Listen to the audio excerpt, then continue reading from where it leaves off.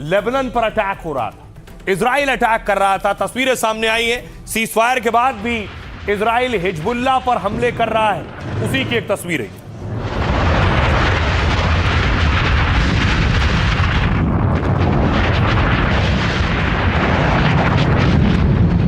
الله أكبر يا شباب، جريمة على الدوار، جريمة في 500 سيارة عليكم، جريمة، عمل جريمة على الدوار، الله أكبر। और लेबनान के जिस हिस्से पर इजराइल ने कब्जा कर लिया है वहां बुलडोजर चल रहा है। आप देख रहे हैं सोलर पैनल लगे हुए, इस पर बुलडोजर चलाया।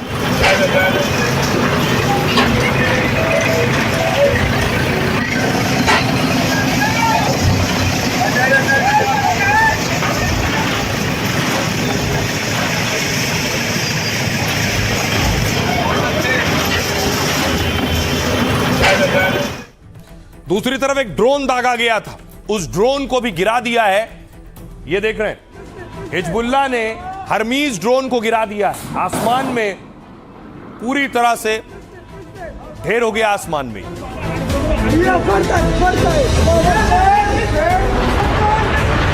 रहे हैं, आसमान में ही इसके परखच्चे उड़ गए।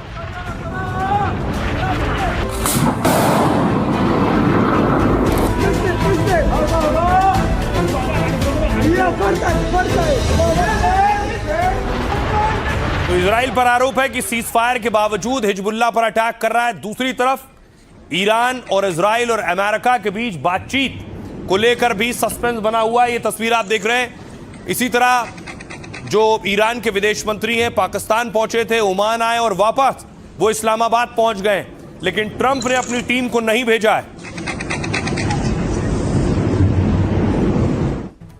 अब देखिए जरा कि आखिर ट्रंप क्या कह रहे हैं, वो क्यों बातचीत के लिए अपनी टीम को नहीं भेज रहे हैं। अमेरिका ईरान में आखिर कैसे बनेगी बात। पाकिस्तान में कल अमेरिका ईरान की बातचीत टल गई। बैठक से कुछ देर पहले ट्रंप ने इसका ऐलान किया। बैठक में स्टीव विटकॉफ और कुशनर को शामिल होना था, लेकिन ट्रंप ने दोनों को पाकिस्तान भेजने से मना कर दिया। ट्रंप ने अपनी टीम से कहा वो 18 घंटे की लंबी उड़ान नहीं भर सकते हैं। 18 घंटे पाकिस्तान जाकर बेकार की बातें अब नहीं करनी है। अमेरिका के पास सारे विकल्प मौजूद हैं। ट्रंप ने कहा कि अगर ईरान बातचीत करना चाहता है तो वो खुद अमेरिका से संपर्क कर सकता है। ईरान के विदेश मंत्री अब्बास अराक्ची पाकिस्तान पहुंच चुके थे। अराक्ची ने पाक पीएम और आर्मी चीफ मुनीर से बात की, लेकिन अमेरिकी अधिकारियों से बिना मिले ही लौट आए। अराक्ची ने पाकिस्तान को ईरान की शर्तें सौंप दी हैं, साथ ही अमेरिकी मांगों पर आपत्ति की लिस्ट भी सौंप दी है। ईरान ने अमेरिका से सीधे बातचीत से इनकार कर दिया था। ईरान ने कहा था वो अपनी मांग पाकिस्तान के जरिए अमेरिका को पहुंचाएंगे और अराक्ची की पाक नेताओं से मुलाकात में सीज फायर पर चर्चा हुई।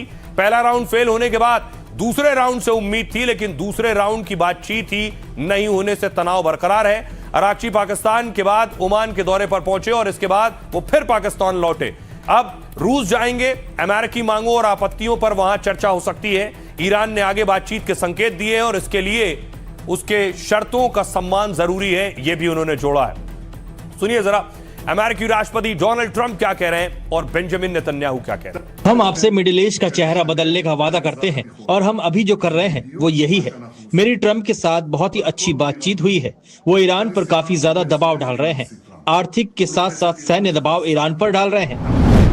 हम उन्हें परमाणु हथियार हासिल नहीं करने दे सकते। अगर उन्हें कभी परमाणु हथियार मिल गया तो उसके सामने सब कुछ तुच्छ लगेगा और वे इसका इस्तेमाल भी करेंगे। वे बिना किसी झिझक के इसका इस्तेमाल करेंगे। हम ऐसा नहीं होने दे सकते। जो भी सत्ता संभाले मैं उससे निपट लूंगा, लेकिन 2 दिन इंतजार करने और लोगों को 16-17 घंटे की यात्रा करने का कोई कारण नहीं है। जब चाहे मुझे फोन कर सकते हैं। सारी शक्ति हमारे पास है। यह पूरा समझौता जटिल नहीं है। ईरान परमाणु हथियार नहीं रख सकता। ट्रंप कह रहे हैं सारी शक्तियां हमारे पास हैं, लेकिन ईरान इस जंग में सीज फायर के बाद अपनी आवाम को यह बताने की भी कोशिश कर रहा है कि जीते तो हम हैं। ये तस्वीर देख रहे हैं अमेरिका का वो एयरक्राफ्ट, वो जहाज जब अमेरिका ने अपने पायलट को लेने के लिए सेना भेजी थी और उस दौरान जो कुछ भी मार गिराया था ईरान ने, उस सब पर देखिए जरा ईरानी झंडे लगा दिए गए उस मलबे पर।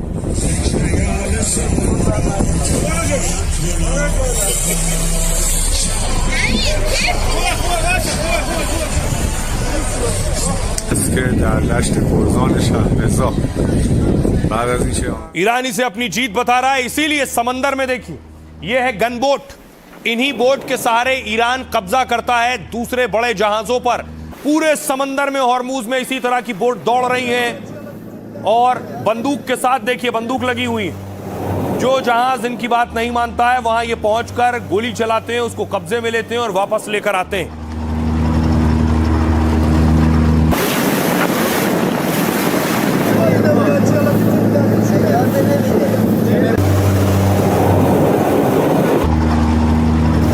और इसी तरह खबर आई कि ईरान ने एक जहाज पर कब्जा कर लिया है। दावा यह किया गया 2 इजराइल के जहाज से जहां तक ईरान पहुंच गया। जमहूरिया इस्लामी ईरान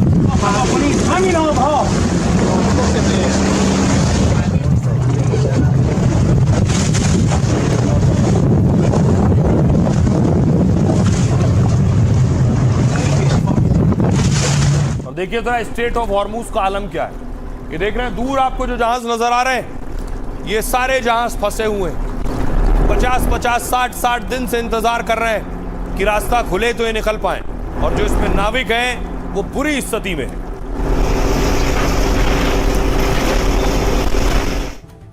आपको बताऊं कि किस तरह से इस हॉर्मूज पर एक तरफ अमेरिका ने नाकेबंदी की है। ईरान से जो जहाज जा रहा है अमेरिका उस पर कब्जा कर रहा है। जो जहाज ईरान की बिना बात माने हॉर्मूज से निकल रहा है उस पर ईरान कब्जा कर रहा है। यही किया है इजराइल के जहाजों के साथ भी कुछ इस तरह से। हॉर्मूज में अमेरिकी नाकेबंदी के बीच घमासान मचा हुआ है। ईरान की वजह से यहां 100 से ज्यादा जहाज रुके हुए थे। दूसरी तरफ ईरान ने इजरायली जहाजों को रोक दिया है। इजराइल से जुड़े जहाजों पर ईरानी सेना ने कब्जा कर लिया है। हॉर्मूज में ही ये दोनों जहाज ईरान की नेवी के कब्जे में है बताया गया। इससे पहले अमेरिकी सेना ने हॉर्मूज में एक ईरानी जहाज को रोक दिया था। अमेरिकी सेंट्रल कमांड के मुताबिक नाकेबंदी के तहत यह एक्शन लिया गया। ईरान के बंदरगाह की ओर जाते जहाज को ISS पेराइट युद्धपोत ने से रोक दिया गया। फिर 13 अप्रैल से अब तक अमेरिकी सेना ने करीब 34 जहाजों को रोका है। ईरान ने साफ कहा है कि जब तक अमेरिका की नाकेबंदी रहेगी ईरान हॉर्मूज स्ट्रेट को फिर से नहीं खोलने वाला है। दरअसल ईरान ने यहां समुद्री माइंस बिछा रखी हैं, जिसे बारूदी माइंस कहते हैं। अमेरिका के रक्षा मंत्रालय के मुताबिक इसे हटाने में 6 महीने का वक्त लग सकता है। अगर अमेरिका ईरान में समझौता नहीं होता है उस स्थिति में हॉर्मूज से जहाजों की आवाजाही और लंबे समय तक असर हो सकता है। रिपोर्ट्स के मुताबिक हॉर्मूज में 20 से ज्यादा माइंस हो सकती हैं जिन्हें हटाने की कोशिश अमेरिका कर रहा है, और ईरान ने कहा है कि माइंस को हटाना यह माना जाएगा युद्ध विराम का उल्लंघन। सुनिए ईरान को। ट्रंप और उनकी सेना बार बार जो धमकी दे रही है उसका हमारे पास मुंहतोड़ जवाब है। ईरान के खिलाफ किसी भी साजिश या हमले का जवाब देने में सक्षम है। ईरान की सेना तुरंत पूरी ताकत से हमला करेगी, दुश्मन को सबक सिखाएगी। हम अमेरिका की आतंकी गतिविधि का मुंहतोड़ जवाब दे सकते हैं। ईरान बदला जरूर लेगा। हम अमेरिका से एक एक गोली का हिसाब लेने की कसम खाते हैं। हम ट्रंप या उनकी धमकियों के सामने झुकने वाले नहीं हैं। हमारे पास हथियार भी हैं और ताकत भी है। अमेरिका को झटका तो लगा है और साथ साथ में काफी देश चौंके भी हैं कि ईरान मीटिंग के लिए इस्लामाबाद नहीं। लेकिन कुछ सिग्नल्स पहले से आ रहे थे, जैसे कि ईरान के संसद के जो अध्यक्ष हैं गलीबाग, उन्होंने बार बार कहा कि जब तक स्टेट ऑफ हॉर्मूज के ऊपर से नाकाबंदी और अमेरिका नहीं हटाएगा और जब तक ये दबाव की राजनीति चलती रहेगी तो हम लोग इसमें वार्ता में शायद ही शामिल हो पाए। वहीं विदेश मंत्री अब्बास अरगाची की भी स्टेटमेंट आ रही थी, जिन्होंने कहा कि बार बार ये कहा कि अमेरिका हमको दबाव में ला करके और हमें सरेंडर कराना चाहता है इस्लामाबाद की बातचीत के अंदर। और दूसरा स्टेट ऑफ हॉर्मूज के अंदर जो उन्होंने किया है ये नाकाबंदी करके, ये युद्ध की घोषणा है। अब सोचिए जरा, जिस वक्त गोली चल रही थी वहां कौन कौन मौजूद था? अमेरिका के सारे बड़े लोग मौजूद थे। देखिए एक एक की तस्वीर मैं आपको दिखाऊं। अमेरिकी राष्ट्रपति डोनाल्ड ट्रंप मौजूद थे उसमें डिनर में। उनकी पत्नी फर्स्ट लेडी मेलानिया ट्रंप मौजूद थी और ट्रंप के राइट हैंड उपराष्ट्रपति JD वेंस मौजूद थे। इनके अलावा कौन लोग थे देखिए जरा। मार्को रूबियो अमेरिका के विदेश मंत्री मौजूद थे, ट्रंप के करीबी माने जाते हैं। ट्रंप के और करीबी पूरे जंग पर जिनकी नजर रही है, पीट हेगसेथ जो रक्षा मंत्री अमेरिका के, वो भी उस डिनर में थे। FBI के डायरेक्टर काश पटेल मौजूद थे, ट्रंप के ठीक पीछे खड़े थे काश। और प्रेस सचिव कैरोलीन लेविट को आप देख रहे हैं, ये भी मौजूद थी। वो हैं जो अब तक जंग के दरमियान कई बार प्रेस कॉन्फ्रेंस करते आपने इन्हें देखा होगा। साथ ही तुलसी गबार्ड नेशनल इंटेलिजेंस डायरेक्टर हैं तुलसी। अब सोचिए, इतने बड़े बड़े लोग मौजूद थे, अमेरिका की बड़ी बड़ी हस्तियां मौजूद थी, वहां गोलीबारी होना, किसी को गोली लगना अमेरिका के लिए कितना बड़ा दाग होता ही। अब देखिए जरा हुआ क्या, मैं आपको पूरी घटना बताऊं। डोनाल्ड ट्रंप बैठे थे इस डिनर में, सामने पत्रकार थे, गोली चलानी शुरू की शूटर ने, तो फौरन बाद भगदड़ मच गई। ये जो आप भगदड़ देख रहे हैं, वॉशिंगटन में डिनर के दौरान फायरिंग से यह हड़कंप मचा है और होटल हिल्टन में पत्रकारों के डिनर के दौरान गोलीबारी हुई। हमलावर ने होटल के बॉलरूम के बाहर फायरिंग पहले शुरू की। ट्रंप और गेस्ट बॉलरूम के अंदर मौजूद थे उस वक्त। तभी हमलावर ने अचानक गोली चलानी शुरू कर दी। पुलिस के मुताबिक लगभग 7 राउंड तक इसने फायरिंग की है। इस वक्त ट्रंप और मेहमान डिनर कर रहे थे, प्रेस कॉन्फ्रेंस भी होनी थी, पत्रकार सवाल भी पूछने वाले थे। हमले के बाद अफरा तफरी का माहौल बच गया इस तरह से। इस कार्यक्रम में राष्ट्रपति ट्रंप सहित कई मेहमान शामिल थे और ट्रंप की पत्नी मेलानिया जेडी वेंस सहित कई बड़े अफसर भी मौजूद थे। साथ ही सुरक्षा में मौजूद सीक्रेट सर्विस एजेंट फौरन एक्शन में आ गया ट्रंप को बचाने के लिए। गोलीबारी के बाद वहां मौजूद लोग मेज कुर्सी के नीचे छिप गए खुद को बचाने। सुरक्षा कर्मियों ने राष्ट्रपति ट्रंप को पहले सुरक्षित बाहर निकाला इस जगह से। इसके बाद मौजूद बड़े अधिकारियों को एक एक कर बाहर निकाला गया, इस हमलावर से बचाया गया। सुरक्षा कर्मियों ने कुछ ही देर में हमलावर को दबोच लिया और हमलावर के पास से एक शॉटगन, एक हैंडगन और कई चाकू भी बरामद हुए। जिस होटल में कार्यक्रम था, यह हमलावर दरअसल यहीं पर ठहरा हुआ था, इसी होटल में। जिस कमरे में वो ठहरा था, पुलिस उसकी जांच कर रही है इस वक्त। हमलावर करीब 150 फीट दूर से दौड़ता हुआ आया और हथियारों के साथ वो अंदर कैसे पहुंचा, इसका भी इन्वेस्टिगेशन हो रहा है, इसकी भी जांच हो रही है। हमले में एक सुरक्षाकर्मी को गोली लगी है।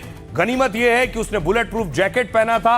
अस्पताल में सुरक्षाकर्मी का इलाज चल रहा है इस वक्त। पुलिस के मुताबिक हमले के पीछे का मकसद क्या था, यह अब तक साफ नहीं है। साथ ही वो किसे निशाना बनाना चाहता था, यह भी तस्वीर साफ नहीं है। ट्रंप पर चुनाव के दौरान भी हमला हुआ था, आपको याद होगा। हमले पे के 1.5 घंटे बाद ट्रंप मीडिया के सामने आए इस हमले के बाद, और ट्रंप ने कहा राष्ट्रपति एक खतरनाक जॉब है। ट्रंप ने कहा इसे अमेरिका के संविधान पर हमला बताया है। साथ ही सीक्रेट सर्विस की भी जमकर तारीफ की, जिन्होंने ट्रंप की जान बचाई। ट्रंप ने कहा सीक्रेट सर्विस ने मेरी जान बचाई है। आइए अब आपको सुनाता हूं, सुनिए जरा अमेरिका की पुलिस क्या कह रही है। रात के 8:36 पर एक शख्स US secret service check point पर होटल के लॉबी एरिया में आ पहुंचा। उसके पास शॉटगन, हैंडगन और कई चाकू थे। चेक पॉइंट पर उसकी जांच के वक्त उसने फायरिंग कर दी। सुरक्षाकर्मी को अस्पताल में भर्ती कराया गया है। हमलावर को पुलिस ने पकड़ लिया है। हम हमलावर की एक एक डिटेल खंगाल रहे हैं। इसकी प्रक्रिया शुरू हो चुकी है। हम सभी साक्ष्यों की जांच करेंगे और देश की सुरक्षा सुनिश्चित करेंगे। अब आपको बताऊं अटैकर कौन था, गोली चलाने वाला ट्रंप पर कौन था, क्या वो ट्रंप की हत्या करने के मकसद से आया था। अब सवाल ये, पहले उसकी तस्वीर मैं आपको दिखाऊं। यह है वो शख्स, शिकंजे में आरोपी, और 2 तस्वीरें आप देख रहे हैं। एक उसकी पूरी प्रोफाइल इमेज आप देख रहे हैं और दूसरी तस्वीर आप देख रहे हैं जिसमें उसे अरेस्ट किया गया, पकड़ा गया, जमीन पर लिटाया गया, उसकी गहन जांच हुई, इसलिए भी कि कहीं कुछ और हथियार तो उसके पास नहीं है। अगली तस्वीर मैं आपको दिखाने जा रहा हूं उसका एक प्रोफाइल। यह है एलन का प्रोफाइल। देखिए क्या लिखा हुआ है, खुद को गेम डेव कहता है, यानी गेम डेवलपर था ये। Engineer, scientist, teacher, C2 education, ये सारी चीजें इसके प्रोफाइल में हैं। आइए अब हमलावर के बारे में जो पता चला है उसके बाद जांच हो रही है। हमलावर के बारे में मैं आपको बताऊं कि पुलिस को अब तक क्या जानकारी मिली। ये आप देख रहे हैं हमलावर।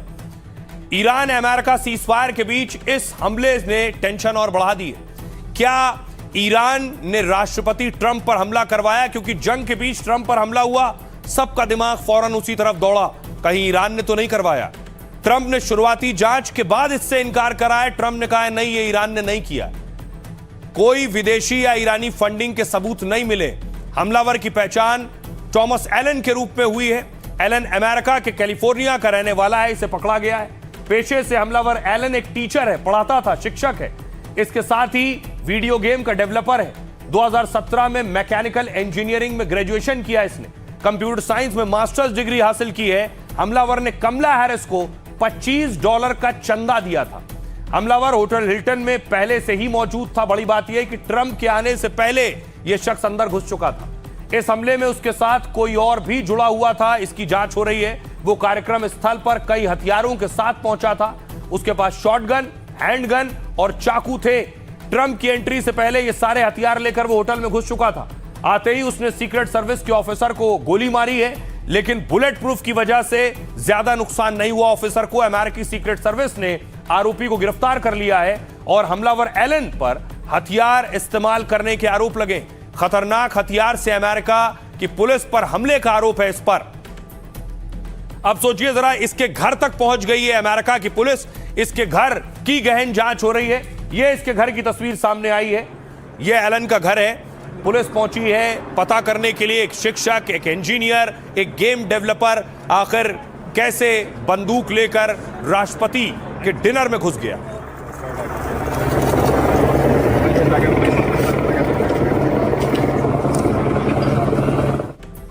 ट्रंप के जहन में बेशक यह सवाल रहा होगा, उन्होंने ईरान के साथ लंबी जंग लड़ी है, कहीं ईरान का हाथ तो नहीं। तो ट्रंप ने इसका भी जवाब दिया है, सुनिए। ये हमला मुझे ईरान में जंग जीतने से नहीं रोक सकता। मुझे नहीं पता इस हमले का ईरान युद्ध से कोई लेना देना है या नहीं। अब तक जो जानकारी है उसके हिसाब से ऐसा नहीं है। दुनिया के कई देशों में इस तरह की हिंसा हुई है। कई जगहों पर बड़े नेताओं की हत्या हुई है। हमारे पास दुनिया की सबसे शक्तिशाली सेना है। वैको लोन, वैको को मतलब होता है गधा। कोई वैको लोन वुल्फ था जो ये कर रहा था। बाद में हल्के हल्के जो है इंफॉर्मेशन हमारे सामने आएगी, क्योंकि इस व्यक्ति को जिंदा पकड़ लिया है और ये बोलेगा। ये मैं जानता हूँ, जब वो उसको कहते हैं हम EIT, एनहांस्ड इंटेरोगेशन टेक्निक्स। इसका मतलब होता है कि ऐसी मार पड़ेगी कि ये सब कुछ बक देगा, अपना नाम भी भूल जाएगा, शायद उसको फिर याद कराना पड़ेगा। तो ये बोलेगा कि ये हुआ वो हुआ। So let's wait for that. California का रहने वाला है और उसने एक वहाँ पर टीचर था, उसको एक बेस्ट टीचर का अवार्ड भी अभी कुछ समय पहले मिला था। तो किस वजह से वो ऐसे आवेश में आ गया और उसने ये हमला कर दिया, क्योंकि उसे पूरी तरह मालूम होगा जो इसमें वो सफल तो हो नहीं पाएगा, सफल तो हो नहीं सकता, इतनी ज़्यादा वहाँ पर सिक्योरिटी थी। परंतु कैसी कौन सी बात थी जिसकी वजह से उसने, क्या उसका ऑब्जेक्टिव था, क्या उसकी मंशा थी जो वो वहाँ पर ये सब वेपन लेकर आया और गन्स लेकर आया और चाकू लेकर आया। तो क्या करना वो चाहता था, ये सब अब उसकी जो इन्वेस्टिगेशन होगी, तहकीकात होगी, उससे और आगे मालूम चलेगा।